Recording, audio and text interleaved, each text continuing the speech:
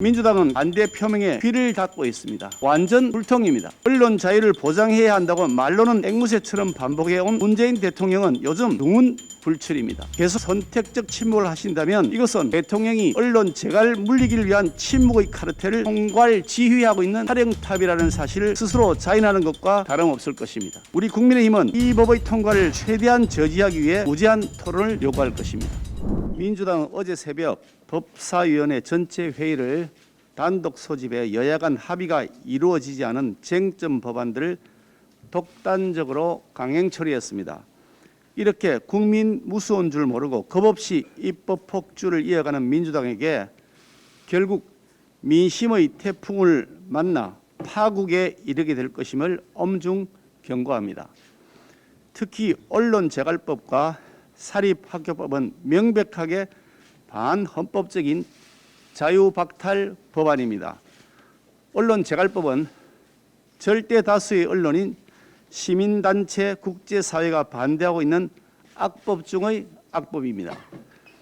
언론의 자유를 침해하고 언론을 통제, 검열하여 국민의 알 권리를 본질적으로 침해하는 법안이기 때문입니다.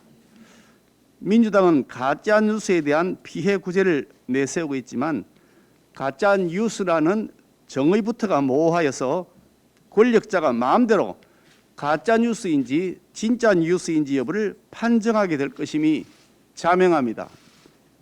이 법이 통과되게 되면 앞으로는 드루킹과 바둑이, 김경수의 댓글 조작, 선거 공작 사건, 울산시장 선거 공작 사건, 원전 폐기를 위한 은밀한 권력 내부의 조작 사건, 김원경 전 환경부 장관 사건에서 본 것과 같은 블랙리스트 사건 등등과 같은 사건도 아예 언론 보도의 초기 단계에서 권력자가 가짜 뉴스라고 판정하여서 언론 보도를 차단, 삭제시키고 징벌적 손해배상 청구를 하여서 추가 보도를 원천 봉쇄할 수 있는 권한을 가지게 됩니다.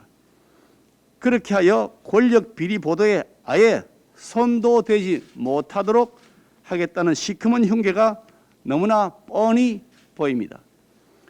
김여정하명법인 대북전단처벌법이 그랬듯이 이 법 역시 반인권국이라는 불명예를 안겨줄 것입니다. 국내 비영리 인권단체들이 국제인권규범 위반을 우려하는 진정서를 유엔에 전달했으며 국제기자연맹, 국경 없는 기자회와 같은 국제언론단체에서도 반대 입장을 표명했습니다. 국제적 망신이 아닐 수 없습니다. 민주당은 각계의 우려와 반대 표명에 귀를 닫고 있습니다. 완전 불통입니다. 언론 자유를 보장해야 한다고 말로는 앵무새처럼 반복해온 문재인 대통령은 요즘 두문불출입니다. 비난받을 일이 있을 때는 뒤로 숨어서 선택적 침묵을 하고 생색낼 일이 있을 때는 남의 공로까지 자신의 공로로 공치사하는 모습에서 탈피하여 이 반헌법적 언론재갈법에 대해 대통령의 소신과 철학을 이제는 국민들 앞에 보여주는 것이 당연히 최고 지도자다운 자세라고 저는 생각합니다. 계속하여 선택적 침묵을 하신다면 이것은 대통령이 언론 재갈 물리기를 위한 침묵의 카르텔을 총괄 지휘하고 있는 사령탑이라는 사실을 스스로 자인하는 것과 다름없을 것입니다. 우리 국민의힘은 이 법의 통과를 최대한 저지하기 위해 무제한 토론을 요구할 것입니다.